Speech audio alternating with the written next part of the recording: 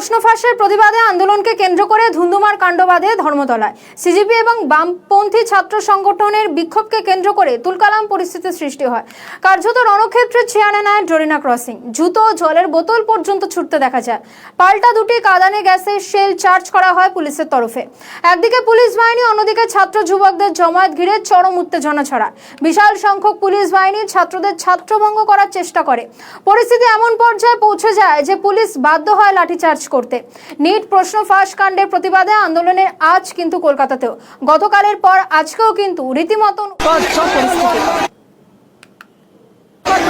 এবং গতকালকে যখন উত্তপ্ত পরিস্থিতি তৈরি হচ্ছিল সেই সময় সাংবাদিকেরা তারা আহত হয়েছিলেন এবং মিছিলে থাকাকালীন এবং খবর করতে গিয়ে এবং স্বাভাবিকভাবে অনেকে হাসপাতালে ভর্তি করা হয়েছে, অনেকে আবার রাতেই বাড়ি চলে গিয়েছেন এবং আক্রান্তদের হাসপাতালে দেখতে শুভেন্দু অধিকারী যান। তিনি গিয়ে আক্রান্তদের সঙ্গে কথাও বলেন।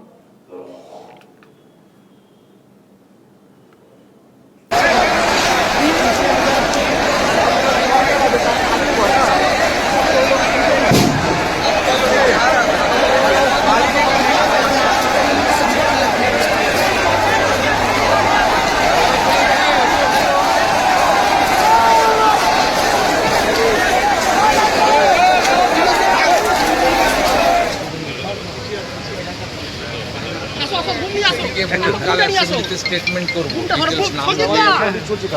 রিপোর্ট করতে বলুন। কি বলবেন? এই গেট আটকাও না, এমার্জেন্সি গেট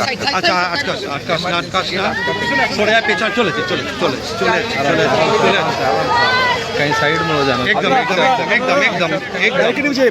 আমি রিপোর্ট আপনি এমার্জেন্সি গেট ব্লক করছেন। হ্যাঁ যান রিপোর্ট দাদা সে ঠিক আছে দাঁড়িয়ে